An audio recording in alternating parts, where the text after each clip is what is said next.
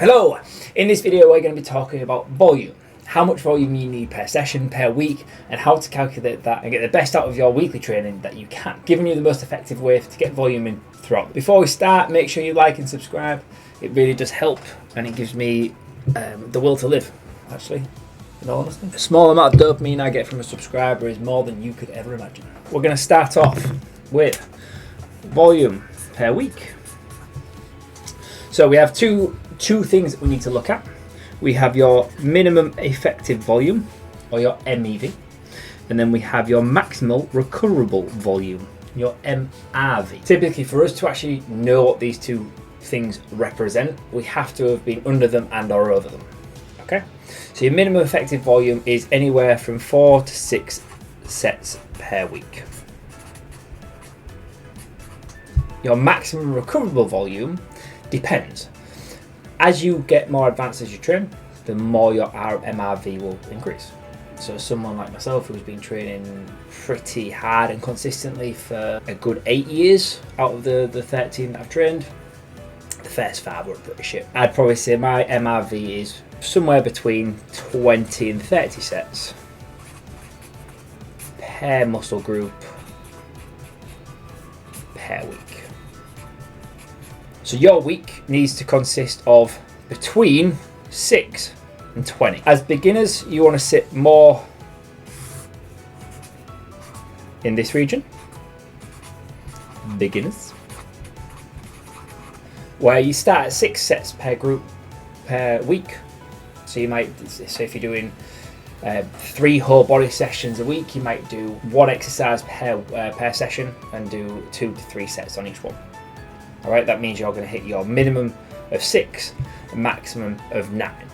Okay, you're still well within the minimum effective volume that you need for you to stimulate muscle growth, but you're nowhere near your MRV, or you're probably pushing that MRV if you go a little bit further, a little bit higher. When you become more advanced, your intermediates, you're looking at sort of 10 to 15, probably go 6 to 10 there. And then when we're more advanced, we're looking at 20 plus. Okay, that's per muscle group. So you've got to think that the beginners here, they're probably going to be training 2 to 3 times per week. Intermediates, you're looking at 3 to 4 times per week. And then more advanced lifters are going to be more 5 to 6 sessions per week. All right, so that allows you to take your 20 sets and essentially divide it over 6 sessions. All right, typically your split would mean that you actually divide it over 3, but the more you are more focused in those sessions, so you'd have maybe 3 upper sessions, so you can do biceps 3 separate times, so you can hit biceps for 6 sets each time, so 2 exercises or 1 exercise for 6, 3 times and you get 18 sets. All right, not including sort of indirect volume you'd get from doing back exercises and things like that. So that's how you work out your weekly volume. So your weekly volume depends on if you're a beginner or intermediate or advanced, but we always need to make sure we're above this MEV. There are 3 ways that we know for definite that you're over your MEV, so your minimum effective volume. That is your threshold, right? So the number 1 is, have you worked hard? Number 2 is, have you got a pump on? Are your muscles filling with blood? Are you struggling to get your bicep to flex as hard and you're like, oh, okay. So typically we know we've worked hard because these two come in hand. Like, are you finding it difficult? All right, you're pushing to the point of where you're getting a lactic acid build-up and your muscles are swelling. Number 3, do you ache the next day? So aching the next day doesn't show that you've had a good session, but it does show that you've worked hard. This is even more true for when you're in the middle of a program. So if you're 4 or 5 weeks into the same program and you're still aching the day after, you know you're working hard enough to stimulate muscle growth. After the first session, if you ache, you're always going to ache because that's the novelty of the exercise, like suggesting that you've done something that your body's not used to. All right, so you increase more metabolites and you increase the ache because of that. So they're the 3 that I would always say. Are you working hard? Have you got a sweat on? Have you got a pump on? And are you waking the next day? Those 3 typically indicate that you've hit your MEV. All right, and if you implement progressive overload, this will all really just go in the direction you need it to as you advance through the stages. So that's your volume pair. So we'll switch to the pink. I've just realised one's brown, one's pink, and I don't want any connotations for that. So volume per session. Okay, so as a rule of thumb, I personally, not including warm-ups, have 20 to 24 sets in a session. This includes drop sets, myo reps, yeah, right?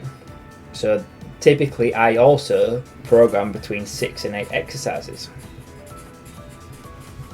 Okay, so that means most exercises will always have 3 to 4 sets. So if we take, for example, we've got our MRV is 20 and our MEV, you can't see this, is 6. See, maximum recovery volume. So we don't want to be getting close to 20 sets per muscle group.